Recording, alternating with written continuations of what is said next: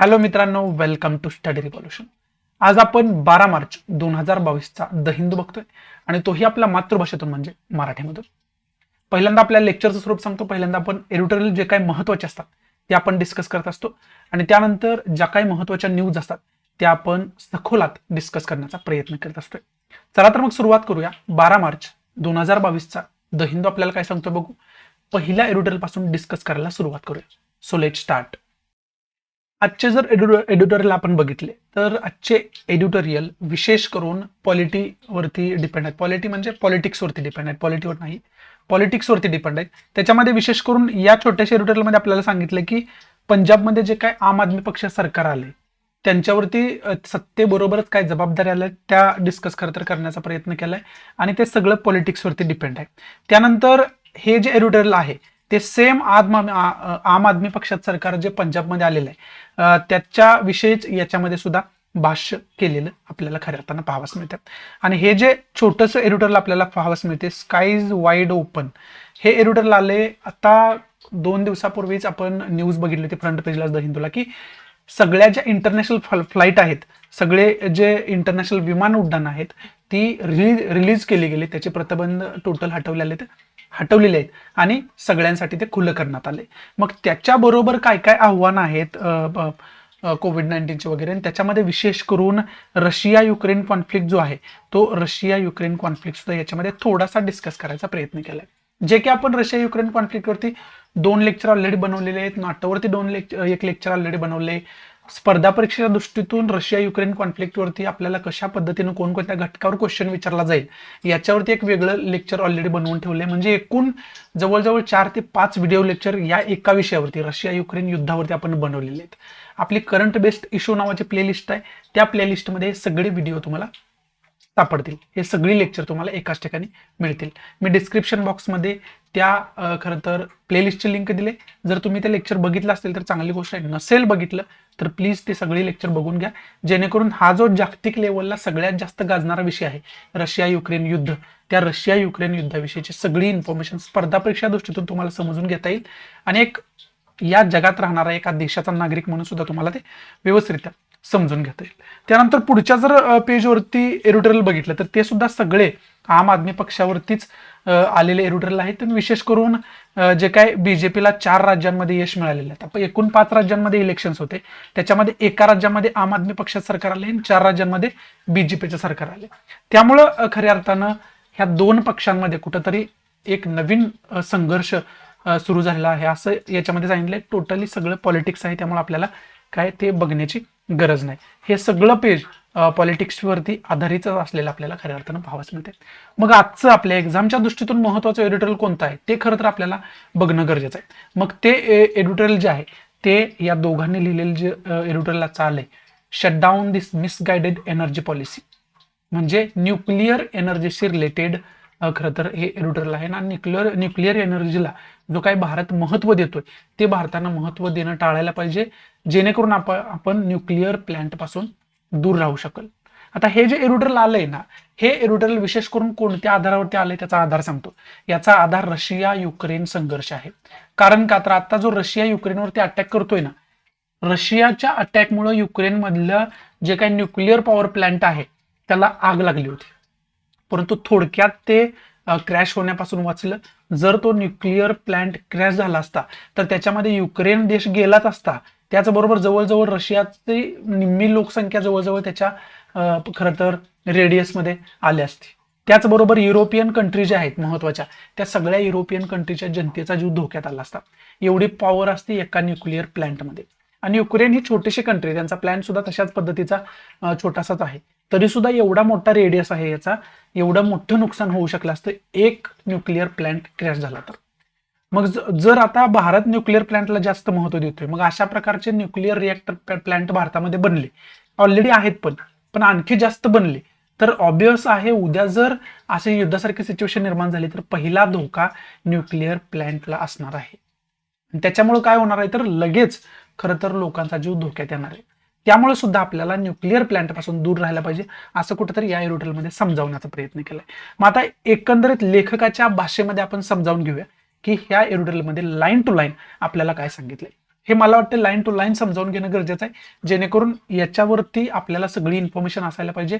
कारण आता एक न्यूक्लिअर जो घटक आहे, न्यूक्लिअर एनर्जी जी आहे, ते न्यूक्लिअर एनर्जी न्यूक्लिअर वेपन म्हणून सुद्धा वापरली जाते, न्यूक्लिअर बॉम्ब म्हणून सुद्धा वापरला जातो. त्यामुळे त्याला अणुऊर्जा बॉम्ब असं आपण म्हणतो मराठीमध्ये. मग त्या दृष्टीतून एरोटेलचा आपण डिटेलमध्ये अभ्यास करणं गरजेचं आहे. एक दुसरा अँगल याच्यामध्ये लेखकानं काय सांगितलंय, तर आपण एकीकडे पर्यावरण पूरक एनर्जीला महत्व देतोय आणि दुसरीकडे न्यूक्लिअर एनर्जी सारख्या एनर्जीला पण महत्व देतोय. मग हा कुठंतरी आपल्या वागण्यामध्ये दुजाभाव आहे, हा कुठंतरी हिपोक्रसी आहे आपल्या वागण्यामध्ये, आपल्या पॉलिसीजमध्ये इंडियन गव्हर्नमेंटच्या, असं याच्यामध्ये खरं तर सांगण्याचा प्रयत्न केला गेलाय. मग ते सगळं आपण लाईन टू लाईन डिस्कस करूया. नेमकं या दोन लेखकांना याच्यामधून आपल्याला काय सांगायचं ते बघूया. एक्झामच्या दृष्टीतून खूप महत्त्वाचं आहे. तुम्हाला जे महत्त्वाचे पॉईंट वाटत आहेत तुम्हाला स्वतःला, ते पण तुम्ही नोट डाऊन करून घ्या. मी पण ज्यावेळेस लाईन टू लाईन आपण डिस्कस करतोय त्यावेळेस तुम्हाला सांगतो की महत्त्वाचे कोणकोणते पॉईंट आपल्याला बघायचे, ते नोट डाऊन करून ठेवायचे, त्याचा अभ्यास करायचा. हे सगळं तुम्हाला लाईन टू लाईन डिस्कस करत असताना सांगतो. सुरुवात करूया मग लाईन टू लाईन डिस्कशनला. हे जे एरोटेल लिहिलं गेले ते दोघांनी लिहिले, त्यांची नावं काय आहे तर Subrata Raju and M V Ramanna. हे एम व्ही रामण्णा हे लेखक आहेत वेगळे. चीफ जस्टिस ऑफ इंडियाचं नाव काय आहे, एन व्ही रामण्णा. त्यामुळे ते त्यांचं पण नाव लक्षात ठेवणं आपल्याला गरजेचं आहे. मग आता याच्यामध्ये पहिल्यांदा काय सांगितले की nuclear technology is a hazardous. म्हणजे न्यूक्लिअर टेक्नॉलॉजी कोणत्याही पद्धतीनं अडॅप्ट करणं हे हजार्डस असू शकतं, घातक असू शकतं. म्हणजे सुरुवातीलाच लेखकाचा या न्यूक्लिअर टेक्नॉलॉजीला विरोध असलेला आपल्याला पाहावयास मिळतो. मग तो विरोध खऱ्या अर्थानं इथं जस्टिफाय करण्याचा प्रयत्न केलाय या खरं तर एरोटेलमध्ये. मग त्याच्यामध्ये पहिल्यांदाच एक्झाम्पल रशिया युक्रेन मधलं, जे युक्रेनमधला मार्च 3 मध्ये प्रकार घडला होता युक्रेनमध्ये, काय तर झापोरिझिया नावाचा न्यूक्लिअर प्लांट आहे. हे झापोरिझिया नावाचं एक स्थान आहे युक्रेनमध्ये आणि तिथं त्यांचा न्यूक्लिअर प्लांट आहे आणि त्या न्यूक्लिअर प्लांटला खरं तर आग लागली होती आणि तिथं मग ती न्यूक्लिअर रिॲक्टर जो आहे तो ऍक्टिव्ह व्हायची शक्यता होती. तिथं मोठ्या प्रमाणात न्यूक्लिअर वेपनचं जे काय रेडिएशन आहे न्यूक्लिअरचं, ते रेडिएशन होण्याची शक्यता होती. परंतु ती थोडक्यात बचावलं. जर तो इन्सिडेंट झाला असता तर खूप मोठ्या प्रमाणात मानवहानी झाली असती, खूप मोठ्या प्रमाणात लोकांना ते सहन करावं लागलं असतं. आणि याच्या अगोदर दुसऱ्या महायुद्धामध्ये जपानने हे सगळं भोगले. जगानं त्या जपानची हिरोशिमा नागासाकीची परिस्थिती बघितली. तरी सुद्धा जर आपण न्यूक्लिअर वेपनला जास्त महत्व देत असेल, न्यूक्लिअर एनर्जीला जास्त महत्व देत असेल, तर मग आपण भूतकाळातून काही शिकत नाही असाच त्याचा अर्थ होतो, इतिहासातून काही शिकत नाही असाच त्याचा अर्थ होतो. त्यामुळे इथं तुम्हाला हे जे काय झापोरिझिया ठिकाण आहे न्यूक्लिअर प्लांटचं युक्रेनचं, ते ठिकाण फक्त चांगल्या पद्धतीनं लक्षात ठेवण्याची गरज आहे. पण आता झापोरिझियाचं जे प्रकरण बघितलं आपण, तर त्याच्यातून थोडक्यात तसं आपण वाचलोय. आपण म्हणजे कोणतं युरोपियन कंट्री, स्वतः युक्रेन आणि रशियाचा सुद्धा मोठा भाग त्याच्यातून वाचलेला आहे असं त्याच्यामध्ये सांगितलं. परंतु जर फुकुशिमा सारखा जर प्रकार घडला असता, फुकुशिमा हे जपानमधलंच एक ठिकाण आहे, हिरोशिमा नागासाकी हे वर्ल्ड वॉर सेकंड नंतर घडलेला प्रकार आहे. त्याच्यामध्ये अणुवेपन्सचा, अणुशस्त्राचा वापर करण्यात आला होता आणि त्याच्यामध्ये आणखी सुद्धा असं म्हटलं जाते की त्या रेडिएशनमुळे खरं तर तिथं अपंग मुलं जन्माला येतात. म्हणजे एकंदरीत हे जे न्यूक्लिअर वेपन आहे, न्यूक्लिअर एनर्जी आहे, त्याचा जर वेपन म्हणून उपयोग केला तर त्याचा वातावरणावर खूप भयानक परिणाम होतो आणि त्याच्यामध्ये कोणताही जीव जगण्याचे चान्सेस खूप कमी असतात. आणि तशाच पद्धतीनं 11 मार्च 2011 मध्ये फुकुशिमा या ठिकाणी, फुकुशिमा दाइची न्यूक्लिअर प्लांट आहे, या ठिकाणी काय झालं होतं तर अर्थक्विक आला होता आणि अर्थक्विक येणार हे अगोदरच अंदाज वर्तवला गेला होता. त्यांनी सगळे प्लांट जे आहेत, जे रेडिएशन रिॲक्टर आहेत, ते रेडिएशन रिॲक्टर शटडाऊन केले होते. परंतु तरी सुद्धा तिथं तशा प्रकारचा ऍक्सिडेंट आपल्याला पाहाव्यास मिळाला होता. म्हणजेच एकंदरीत काय तर या न्यूक्लिअर प्लांटला तुम्ही बनवू तर शकताय, परंतु परत त्याला कंट्रोल करणं, नियंत्रण ठेवणं हे खूप अवघड होऊन बसतं असं याच्यामध्ये सांगितलंय. आणि फुकुशिमामध्ये सुद्धा तसंच झालं. अर्थक्विक यायच्या अगोदर आपल्याला समजतं, आपल्याकडे तशा पद्धतीची टेक्नॉलॉजी की अर्थक्विक यायचं असेल तर आपल्याला अंदाज वर्तवता येतो. मग त्या अंदाजावरती फुकुशिमामध्ये ते जे प्लांट्स आहेत ते शटडाऊन करण्यात आले होते, बंद करण्यात आले होते. तरी सुद्धा त्याचं जे रेडिओ ऍक्टिव्ह जे स्कोअर्स आहेत त्यांना नियंत्रित करण्यात अपयश आलं आणि त्याच्यामध्ये त्या रेडिओ ऍक्टिव्ह अनियंत्रित होऊन मोठ्या प्रमाणात हीट जनरेट व्हायला लागली आणि जे वातावरण आहे ते मोठ्या प्रमाणात गरम व्हायला लागले. आणि त्याच्यामुळं आपल्याला खऱ्या अर्थानं काय करणं गरजेचं आहे, हे अनेक उदाहरणं आपल्या समोर आहेत की त्या उदाहरणातून आपण शिकू शकतोय की कशा पद्धतीनं आपल्याला न्यूक्लिअर एनर्जीचा वापर करायचा नाही. म्हणजे कशा पद्धतीने म्हणण्यापेक्षा का न्यूक्लिअर एनर्जीचा वापर करायचा नाही हे आपण त्याच्यातून शिकू शकतोय असं लेखकाला कुठंतरी इथं सांगायचं. म्हणजे न्यूक्लिअर एनर्जी जी आहे ते बेनिफिट आपल्याला देण्यापेक्षा धोका जास्त पोहोचवते असं त्यांचं मत आहे. आणि हे सगळ्या जगाला लागू होतं, हे फक्त इंडियालाच लागू होत नाहीये. आणि हे सगळं असून सुद्धा पॉलिसी मेकर्स काय करतायत, तर जे न्यूक्लिअर पॉवर्स आहेत, प्लांट आहेत, ते एक्सपांडिंग करण्यासाठी प्रवृत्त असतात, तशा पद्धतीच्या पॉलिसी बनवत आहेत. मग त्याच्यामध्ये डिसेंबर 15 2021 चे एक्झाम्पल दिले. Indian government informed parliament that it plans to build 10 indigenous reactors.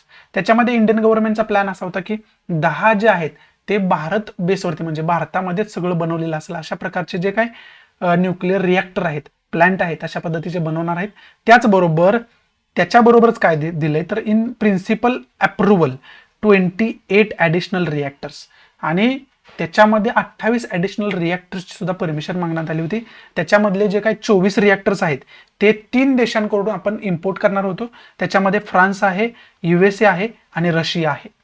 मग कुठंतरी आपण एकीकडे पर्यावरण पूरक जगण्याचा प्रयत्न करतोय, तशा पद्धतीच्या घोषणा तर देतोय, परंतु दुसरीकडे न्यूक्लिअर एनर्जी सारख्या घातक एनर्जीला आपण प्रोत्साहन देतोय. त्याची गरज आपल्याला या नावाखाली. आणि विशेष करून न्यूक्लिअर एनर्जी जी आहे ती पर्यावरणासाठी घातक मानली जाते. ते पर्यावरण पूरक ऊर्जा नाही. न्यूक्लिअर ऊर्जा जी आहे ती अणुऊर्जा जी आहे ती, मराठीमध्ये न्यूक्लिअर एनर्जीला मराठीमध्ये आपण अणुऊर्जा म्हणू शकतो.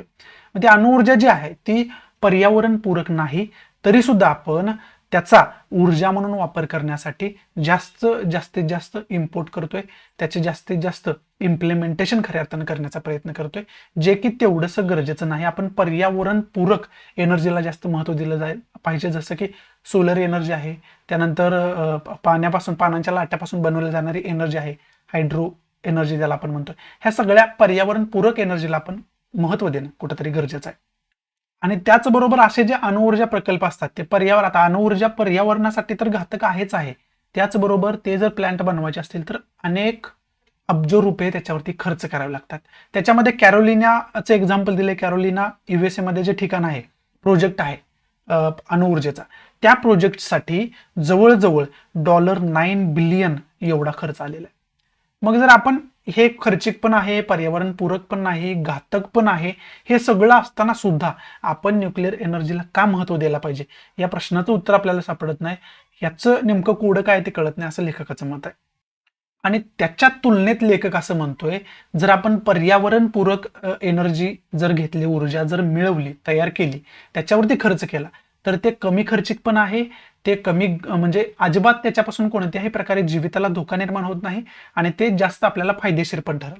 मग त्याच्यामध्ये विंड एनर्जी असू द्या, सोलर एनर्जी असू द्या, हायड्रो एनर्जी असू द्या, अशा प्रकारच्या एनर्जींचा आपल्याला विचार करणं कुठेतरी गरजेचं आहे. आणि त्याच्यामध्ये विशेष करून 2020 मध्ये इंटरनॅशनल एनर्जी एजन्सीनं सोलर एनर्जीला न्यू किंग ऑफ इलेक्ट्रिसिटी असं नाव देण्यात आलं होतं. सोलर एनर्जीला न्यू किंग ऑफ इलेक्ट्रिसिटी, म्हणजे जी इलेक्ट्रिसिटी आपण वापर करतो त्या इलेक्ट्रिसिटीसाठी एक नवीन ऊर्जा स्रोत म्हणजे सोलर ऊर्जेचा आपण वापर करू शकतोय, म्हणून त्याला इलेक्ट्रिसिटीचा राजा असं म्हटलं गेलं 2020 मध्ये, विशेष करून इंटरनॅशनल एनर्जी एजन्सीकडून. त्यामुळे या इंटरनॅशनल एनर्जी एजन्सी विषयी सुद्धा इन्फॉर्मेशन तुम्ही काढून ठेवायला पाहिजे. आणि त्याच्यामध्ये विशेष करून 2 कन्सेप्ट आतापर्यंत डिस्कशन मधल्या काय येत आहेत, तर एक पर्यावरण पूरक एनर्जी कोणकोणत्या आहेत तुम्हाला माहिती असायला पाहिजे, ऊर्जा कोणकोणत्या आहेत माहिती पाहिजे, आणि अणुऊर्जेविषयीची डिटेल इन्फॉर्मेशन तुम्हाला असायला पाहिजे. हा एक पॉईंट आपल्याला आतापर्यंतच्या डिस्कशनमधून चांगल्या पद्धतीनं घेऊ शकतो आपण. आणि त्याच्या पुढचा जर पॉईंट आपल्याला घ्यायचा झाला तर त्याच्या पुढचा आपण पॉईंट काय घेऊ शकतो, तर इंडियामध्ये जे अणुऊर्जा प्रकल्प आहेत ते अणुऊर्जा प्रकल्प किती आहेत आणि कोणकोणत्या ठिकाणी आहेत याची आपल्याला डिटेल इन्फॉर्मेशन असायला पाहिजे. आणि पुढं आपल्याला एनर्जीची गरज कोणकोणत्या वर्षांमध्ये, कोणकोणत्या वर्षापर्यंत किती गिगावॅटची आहे हे याच्यामध्ये सांगितलेलं आहे. ते आकडेवारी अजिबात आपल्याला इम्पॉर्टंट नाही, परंतु 2 पर्सनॅलिटी इथं महत्त्वाच्या आलेल्या आहेत डिस्कशनमध्ये. जे 2008 मधले चेअरमन होते ॲटॉमिक एनर्जी कमिशन, जे असतं ना त्याचे चेअरमन 2008 मध्ये अनिल काकोडकर होते. त्यांनी काय अंदाज बांधले होते. आणि त्याचबरोबर जे त्यानंतरचे त्यांचे सक्सेसर आले म्हणजे त्यानंतर आलेले श्रीकुमार बॅनर्जी हे होते. या 2 पर्सनॅलिटी न्यूजमध्ये आल्यात. त्याचबरोबर एक कमिशन न्यूजमध्ये आले, ॲटॉमिक एनर्जी कमिशन. त्यामुळे आपल्याला आता काय करायचं, ॲटॉमिक एनर्जी कमिशन विषयीची डिटेल इन्फॉर्मेशन काढायचे. त्याचबरोबर ह्या ज्या 2 पर्सनॅलिटी आलेल्या आहेत अनिल काकोडकर आणि श्रीकुमार बॅनर्जी यांची डिटेल इन्फॉर्मेशन आपल्याला काढायचे. त्याचबरोबर ॲटॉमिक एनर्जी कमिशनचा आत्ता चेअरमन कोण आहे त्यांची सुद्धा आपल्याला डिटेल इन्फॉर्मेशन खऱ्या अर्थानं काढून ठेवायची. ते आपल्या एक्झामच्या दृष्टीतून खूप महत्त्वाचं होऊन बसतं. आता ज्या वेळेस मी असे काही पॉईंट सांगतोय ना त्यावेळेस तिथंच व्हिडिओ लेक्चर पॉज करून तुम्ही त्या पॉईंटची इंटरनेटवर जाऊन विकिपीडियावर जाऊन इन्फॉर्मेशन नोट डाऊन तिथंच करून ठेवणं गरजेचं असतं. त्यामुळे तशा प्रकारची इन्फॉर्मेशन जे आहे ना ते तशा प्रकारची इन्फॉर्मेशन तुमच्याकडे असणं अत्यंत गरजेचं आहे. जसं की आता मी ॲटॉमिक एनर्जी कमिशन सांगितलं, अनिल काकोडकर यांच्याविषयी बोललो आपण, श्रीकुमार बॅनर्जी यांच्याविषयी बोललो. ह्या सगळ्यांची इन्फॉर्मेशन डिटेलमध्ये आपल्याला असायला पाहिजे. या एडिटोरियलमध्ये आणखी एक महत्त्वाचा मुद्दा आलाय, India USA civil nuclear deal. मग या India USA civil nuclear deal विषयीची डिटेल इन्फॉर्मेशन खऱ्या अर्थानं आपण काढून ठेवायला पाहिजे. त्या इन्फॉर्मेशन मध्ये कशाही पद्धतीने क्वेश्चन आपल्याला विचारला जाऊ शकतो. त्यामुळे इंडिया USA न्यूक्लिअर डील काय आहे त्याची डिटेल इन्फॉर्मेशन असायला पाहिजे. आणि त्याचबरोबर आता रशिया युक्रेन कॉन्फ्लिक्ट मध्ये जो आहे ना तो नाटो ऑर्गनायझेशन जशी न्यूजमध्ये तसाच USA सुद्धा न्यूजमध्ये. त्यामुळे आपल्याला काय करायचं आहे तर या दोन्हींची सुद्धा इन्फॉर्मेशन काढून ठेवायची. आणि विशेष करून USA रिलेटेड इथं पॉईंट आलाय त्यामुळे अंडरलाईन तुम्हाला करून दाखवलंय की याची सुद्धा तुम्हाला डिटेल इन्फॉर्मेशन असायलाच पाहिजे. बाकी या एडिटोरियलमध्ये इम्पॉर्टंट असं काही नाहीये. याच्यातून जे काही मी की पॉईंट सांगितलेत ते की पॉईंट डिटेलमध्ये अभ्यास करून तुम्ही ठेवणं गरजेचं आहे. आणि त्याच्यापेक्षा आणखी माझ्यापेक्षा जास्त तुम्हाला काय वाटत असेल की हे महत्त्वाचं असू शकते तुमच्या समजेनुसार तर ते सुद्धा तुम्ही डिटेलमध्ये अभ्यास करून ठेवायला पाहिजे. आणि एकंदरीत ज्यावेळेस अशा नवनवीन मुद्दे आपण डिस्कस करतोय ना त्यावेळेस तुम्ही प्रिव्हियस इयर क्वेश्चन पेपर बघायला पाहिजे.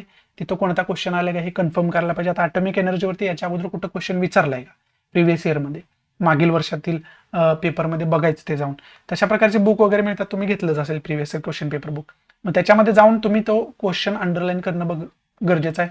कशा पद्धतीने ॲटॉमिक एनर्जीवर क्वेश्चन विचारलाय हे बघणं गरजेचं आहे. म्हणजे आता इथं पॉईंट आला ॲटॉमिक एनर्जीचा म्हणून सांगतोय, याच्यामध्ये जे सब पॉईंट आले त्याच्यावरती सुद्धा क्वेश्चन आलेत का बघायचं आहे, बघणं आपलं काम आहे. कशा पद्धतीने त्याच्यावरती क्वेश्चन विचारला गेला होता, त्याच्यावरती क्वेश्चन रिपीट झालाय का, ह्या सगळा अभ्यास डिटेलमध्ये आपल्याला करणं कुठंतरी गरजेचं आहे.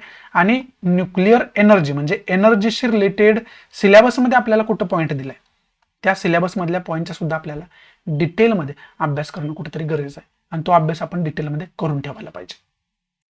इथं जे काही महत्त्वाचं एडिटोरियल डिस्कशन होतं ते समाप्त होतं. आता आपण महत्त्वाच्या न्यूज कोणत्या त्या बघूया. पहिली जर न्यूज बघितली तर पॉलिटिक्स रिलेटेड न्यूज असलेले आपल्याला पाहावयास मिळते. जसं की 5 राज्यांमध्ये इलेक्शन होते, त्याच्यामध्ये 4 मध्ये BJP सरकार आलेलं आहे, एक म्हणजे पंजाबमध्ये आम आदमी पक्षाचं सरकार आलेलं आहे. ते सांगणाऱ्या सगळ्या न्यूज आहेत. त्यानंतर BJP आणखी सुद्धा सरशी निवडणुकांमध्ये करते हे एक चित्र निर्माण झालेलं आहे, हे सांगणारी खरं तर न्यूज आहे. आणि त्याचबरोबर इथं सुद्धा ही सुद्धा सेम पॉलिटिकल न्यूज असलेली खऱ्या अर्थानं आपल्याला पाहावयास मिळते.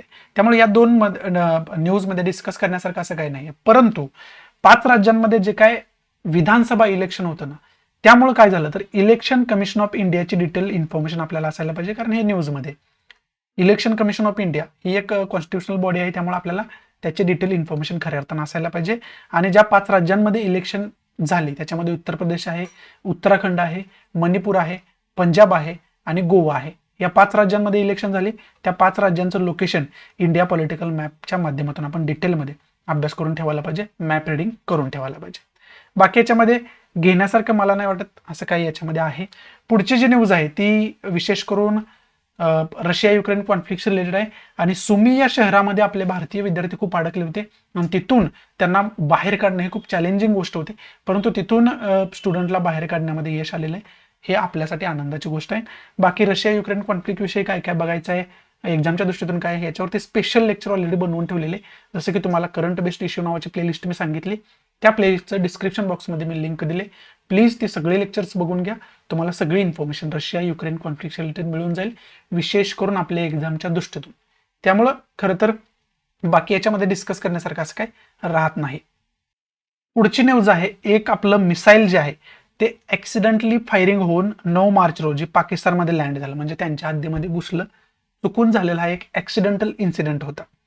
परंतु त्याच्यामध्ये पाकिस्तान एम्बसीनं निषेध केलाय, विशेष करून भारतीय राजदूतावासामध्ये त्या गोष्टीचा निषेध केला आहे आणि त्याच्याच रिलेटेड टोटल इन्क्वायरी होईल असं सुद्धा इंडियन ऑफिशियल्स कडून त्यांना आश्वासन देण्यात आले. आणि याच्यातून मग आपल्याला एकच इंटरनॅशनल रिलेशनच्या दृष्टीतून आपण इंडिया पाकिस्तान रिलेशनशिप कशा पद्धतीचा याचा अभ्यास करून ठेवू शकतो. त्याचबरोबर लाईन ऑफ कंट्रोलचा जो एरिया आहे त्यामुळं त्या लाईन ऑफ कंट्रोलच्या एरियावरून सुद्धा आपला वारंवार वाद असतो. जसं की लाईन ऑफ ऍक्च्युअल कंट्रोलवरून चायनासोबत असतो, तसा लाईन ऑफ कंट्रोलवरून आपला पाकिस्तानसोबत वाद सुरू असतो. त्यामुळे तो जो मॅप आहे तो सुद्धा आपण डिटेलमध्ये बघणं गरजेचं आहे. त्या दृष्टीतून आपल्याला अभ्यास करणं कुठेतरी गरजेचं आहे. आणि बाकी आणखी याच्यामध्ये डिस्कस करण्यासारखं असं काही नाहीये. बाकी जे आहे ते तुम्हाला मी इथं डिस्कस करून सांगितलेलं आहे. पुढची न्यूज आहे ती महाराष्ट्राच्या बजेटशी रिलेटेड न्यूज असलेली आपल्याला पाहावयास मिळते. महाराष्ट्राचं बजेट मांडण्यात आलंय, त्याचबरोबर तामिळनाडूमध्ये सुद्धा बजेट मांडण्यात आलंय, केरळमध्ये सुद्धा बजेट मांडण्यात आले, तसंच महाराष्ट्रामध्ये सुद्धा बजेट मांडण्यात आलंय, अर्थसंकल्प मांडण्यात आलाय. मग याच्याशी रिलेटेड महाराष्ट्राचं ध्येय आहे की एक 1 ट्रिलियन इकॉनॉमी बनवायची आहे, $1 ट्रिलियन इकॉनॉमी बनवायची आहे. त्या दृष्टीतून महाराष्ट्राची वाटचाल असेल असं मुख्यमंत्री उद्धव ठाकरे यांनी जाहीर केलेलं आहे. आता याच्यामधून आपल्याला काय करायचं तर बजेटशी रिलेटेड बेसिक इन्फॉर्मेशन देणारे लेक्चर जे आहे ते ऑलरेडी मी बनवून ठेवलेलं आहे. करंट बेस्ड इश्यू नावाची प्लेलिस्ट आहे, त्याच प्लेलिस्टमध्ये ते सुद्धा लेक्चर तुम्हाला सापडेल. त्यामुळे तुम्ही वारंवार त्या प्लेलिस्ट हवाला का देतोय तर त्याच्यामध्ये करंटमध्ये जे काही गाजणारे विषय असतात ना त्याच्यावरती मी वेगळी लेक्चर बनवत असतोय, जेणेकरून तो मुद्दा तुम्हाला डिटेलमध्ये समजून घेता यावा. त्याचबरोबर आता इथं तुम्हाला बेसिक इन्फॉर्मेशन सांगतो की काय बघायचं आहे. पहिलं तर बजेट शब्दाविषयी डिटेल इन्फॉर्मेशन असायला पाहिजे. बजेट शब्द हा आपल्या भारतीय राज्यघटनेमध्ये कुठंही दिलेला नाही.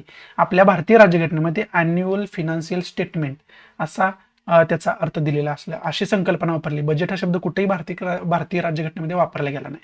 कलम 112 जे आहे भारतीय राज्यघटनेमध्ये त्या कलम 112च्या अंतर्गत वार्षिक आर्थिक विवरण हे आपल्याला दिलं गेलंय, अॅन्युअल फिनान्शियल स्टेटमेंट आपल्याला दिलं गेलंय. त्याच्या अंतर्गत सगळी इन्फॉर्मेशन आपल्याला पाहावयास मिळते. त्यामुळे बजेट ना शब्द आपला कधी होता ना आपल्या भारतीय राज्यघटनेमध्ये बजेट हा शब्द वापरला जातोय. फक्त बोली भाषेमध्ये आपण बजेट त्याला म्हणतो. तशा प्रकारची तरतूद घटनेमध्ये नाही. घटनेमध्ये या प्रक्रियेला वार्षिक आर्थिक विवरण असं संबोधले गेले, अॅन्युअल फिनान्शियल स्टेटमेंट असं संबोधले गेले. वार्षिक वित्तीय आर्थिक विवरण असं वगैरे त्याला म्हणू शकतो आपण. मग हे कलम जे 112 आहे त्या 112 मध्ये नेमक्या काय काय तरतूद आहेत याची डिटेल इन्फॉर्मेशन असायला पाहिजे आपल्याला. आणि विशेष करून आपण महाराष्ट्रामधले रहिवासी आहोत आणि विशेष करून एमपीएससी वगैरे करणारी पोरं आहेत, त्यांच्या दृष्टीतून महाराष्ट्राच्या ज्या अर्थसंकल्पामध्ये तरतुदी केल्या गेल्यात ना त्या तरतुदी खरं तर आपल्याला महत्वाच्या आहेत. त्या तरतुदी डिटेलमध्ये आपल्याला माहिती असणं गरजेचं आहे. मग त्याच्यामध्ये नॅचरल गॅस, नैसर्गिक वायू म्हणजे सीएनजी गॅस जो आहे त्याच्यावरती अगोदर 13.5% कर द्यावा लागत होता. आता त्याच्यामधला 10% कर कमी केला गेलाय. म्हणजे 3 ते 3.5% कर फक्त आपल्याला द्यावा लागणार आहे इथून पुढे सीएनजी गॅसवरती. त्यामुळे सीएनजी वरती चालणारे रिक्षा असतील, वेगवेगळी वाहनं असतील, त्यांच्यासाठी खूप दिलासादायक ही गोष्ट आहे. त्याचबरोबर जे कर्ज शेतकऱ्यांनी घेतलं आहे, जे शेतकरी रेग्युलर कर्ज फेड करतील, रेग्युलर हप्ते कर्जाचे भरतील, त्यांना 50,000 रुपयापर्यंतचं अनुदान मिळेल अशी सुद्धा तरतूद या अर्थसंकल्पामध्येच केलेली आपल्याला पाहावयास मिळते. त्याचबरोबर गड किल्ल्यांचं संवर्धन जे आहे त्याच्यासाठी सुद्धा 500 कोटीच्या आसपास निधी खरं तर याच्यामध्ये डिव्होट केला गेलाय, डेडिकेट त्याच्यासाठी केला गेलाय. गड किल्ल्यांचे संवर्धन, जुन्या स्मारकांचे संवर्धन याच्यासाठी खऱ्या अर्थानं निधी तो डिव्होट केला गेला. त्याचबरोबर महिला व बाल विकासासाठी, त्यांच्या कल्याणासाठी काही रुग्णालय डेडिकेट केले गेलेत, काही सुविधा त्यांच्यासाठी डेडिकेट केले गेलेत. आणि त्याचबरोबर कॅन्सर निदानासाठी काही वाहनं दिले गेलेत, हॉस्पिटलाइज वाहनं जे असतात ती दिले गेलेत. अशा अनेक विविध तरतुदी या अर्थसंकल्पामध्ये केल्या गेल्यात. त्यामुळे या सगळ्या तरतुदींविषयीची तुम्हाला डिटेल इन्फॉर्मेशन असायला पाहिजे. आणि हे जे अंदाजपत्रक मांडलं गेले, अर्थसंकल्प मांडला गेलाय तो तुटीचा अर्थसंकल्प आहे. जवळजवळ 24,000 कोटी रुपयांची तूट आहे त्याच्यामध्ये. त्यामुळे 2 प्रकारचे अर्थसंकल्प असतात. एक तर महसुली अर्थसंकल्प असतो आणि दुसरा तुटीचा अर्थसंकल्प असतो. ज्या अर्थसंकल्पामध्ये उत्पन्न जास्त असतं आणि खर्च कमी असतो त्याला आपण महसुलीचा अंदाजपत्रक म्हणतो, महसुलीचा अंदाजपत्रक किंवा अर्थसंकल्प म्हणतो. आणि ज्या अर्थसंकल्पामध्ये खर्च जास्त असतो आणि उत्पन्न कमी असतं त्याला आपण तुटीचा अंदाजपत्रक म्हणतो. आता ह्या बजेटला शब्द काय काय आहेत? बजेट हा तर शब्द आहेच, अर्थसंकल्प हा शब्द आहे, अंदाजपत्रक हा शब्द आहे, वार्षिक आर्थिक विवरण हा शब्द आहे. त्यामुळे हे जे शब्द आहेत, अशा कोणता जर शब्द वापरला तर तुमच्या लक्षात यायला पाहिजे की एकच अर्थ आहे त्याचा, तो आहे बजेट, अर्थसंकल्प, अंदाजपत्रक, वार्षिक आर्थिक विवरण. घटना दृष्टीतून बघायचं झालं तर वार्षिक आर्थिक विवरण त्याला म्हटलं जातं. त्यामुळं ह्या ज्या कन्सेप्ट आहेत छोट्या छोट्या, ते तुम्हाला माहिती असणं गरजेचं आहे आणि तरतुदी तर तुम्हाला माहिती असणं गरजेचंच आहे. बाकी इम्पॉर्टंट याच्यामध्ये असं काही नाहीये. पुढची न्यूज आहे ती इंडिया चायनाशी रिलेटेड न्यूज असलेली आपल्याला पाहावयास मिळते. आणि इंडिया आणि चायनामध्ये वाद कशावरून वारंवार सुरू असतो? तर लाईन ऑफ ऍक्च्युअल कंट्रोलवरून वाद सुरू असतो. आणि त्या लाईन ऑफ ऍक्च्युअल कंट्रोलवरती अनेक एरियाज आहेत, ते जास्त वारंवार कॉन्ट्रोवर्सीमध्ये असतात. याच्यामध्ये विशेष करून हॉट स्प्रिंगचा एरिया इथं गोग्रा एरिया जो आहे, तो हॉट स्प्रिंगचा एरिया जो आहे तो इथं अंडरलाईन करून सांगितलेला आहे. आणि त्याच्यावरती सोल्युशन काढण्यासाठी दोन्ही देश तत्पर आहेत आणि त्याच्यासाठी आतापर्यंत 14 बैठका झाल्या होत्या आणि 15वी बैठक जी आहे, ही बैठक जी आहे ना, ते चायनाच्या आर्मी ऑफिसर आहेत आणि इंडियाच्या आर्मी ऑफिसर आहेत यांच्यामध्ये होत असते.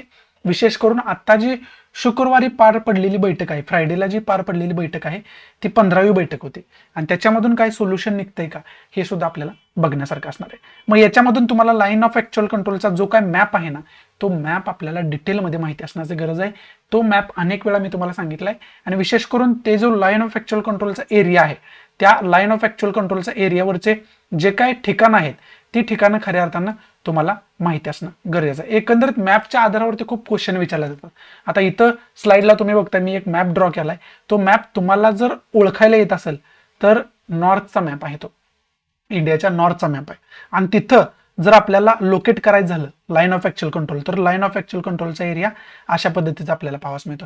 ही जी लाईन आहे त्याला आपण लाईन ऑफ ऍक्च्युअल कंट्रोल असं संबोधतो. आणि इकडं जी ही लाईन आहे ती लाईन ऑफ कंट्रोल आहे.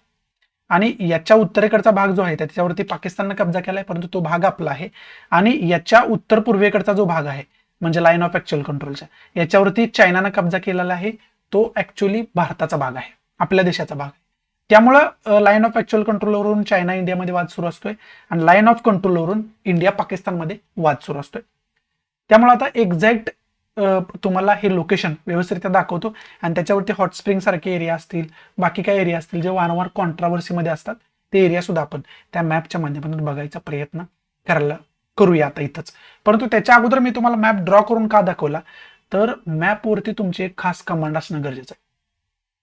ती जर कमांड नसेल तर आन्सर रायटिंगमध्ये प्रॉब्लेम होऊ शकतो. त्यामुळे मॅप तुम्हाला ड्रॉ करता आला पाहिजे हाताने.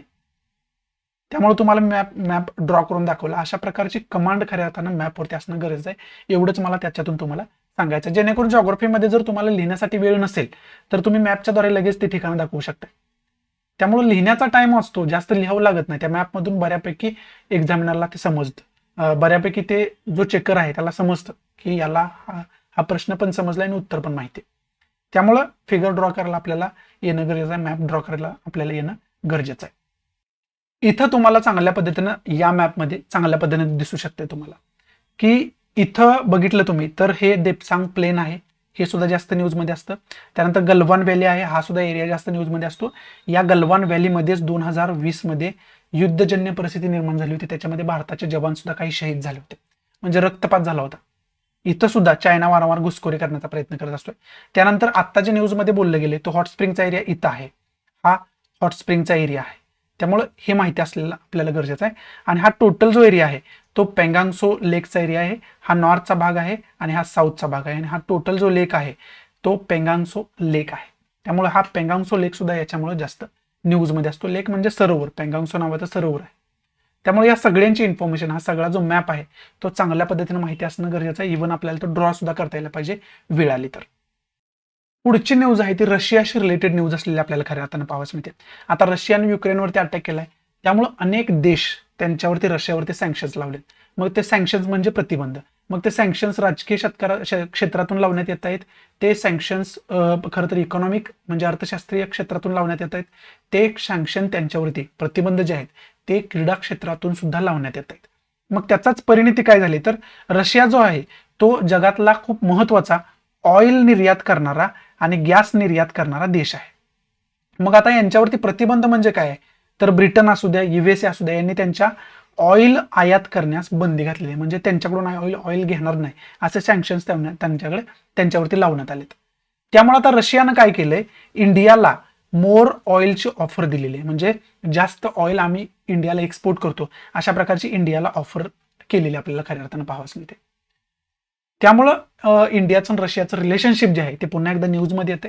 त्या अर्थानं आपल्याला काय करायचं आहे, इंडियाचं रशियासोबतचं रिलेशन तर अभ्यासायचं आहे तुम्हाला, त्याचबरोबर USA सोबतचं रिलेशन कशा पद्धतीचं आहे त्याचा सुद्धा आपल्याला अभ्यास करून ठेवायचा आहे. आणि त्याचबरोबर रशिया जो आहे तो ऑइल आणि गॅसचं कशा पद्धतीने जास्त एक्सपोर्ट करतो, का करू शकतो, तिथं खाणी जर आढळत असतील ऑइलच्या तर मग तिथं कोणती खनिज संपत्ती जास्त आढळते, कशा पद्धतीची खरं तर आणखी जी नैसर्गिक साधन संपत्ती आहे याचा सुद्धा आपण डिटेल अभ्यास करायला पाहिजे.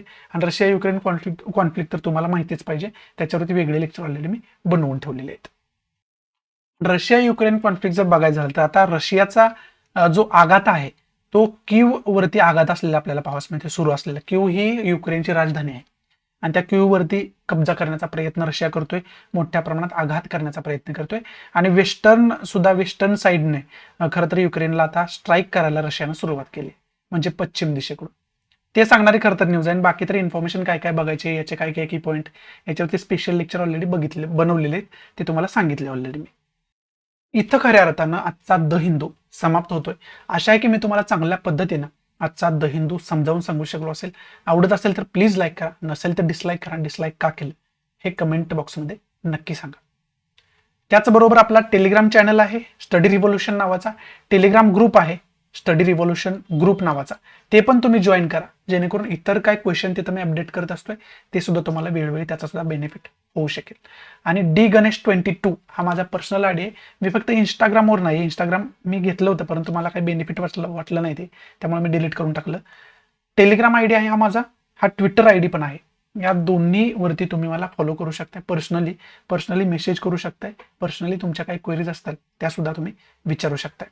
आणि त्याचबरोबर कमेंट बॉक्समध्ये तर विचारूच शकताय, तिथं तर मी तत्परतेने उत्तर देण्याचा प्रयत्न करतोच. आणि प्लीज माझी सगळ्यांना विनंती आहे, जास्तीत जास्त आपल्या मराठी विद्यार्थ्यांना हे शेअर करा, जेणेकरून सगळ्यांना याचा फायदा होऊ शकेल. आणि ते तुम्ही शेअर केलं तरच शक्य. त्यामुळे माझी सगळ्यांना विनंती आहे, प्लीज जास्तीत जास्त आपल्या मराठी विद्यार्थ्यांनी शेअर करा. सो या ठिकाणी मी रजा घेतो तुमची, भेटू आपण नवीन लेक्चरमध्ये. तोपर्यंत thanks for watching, good bye, take care, जय हिंद.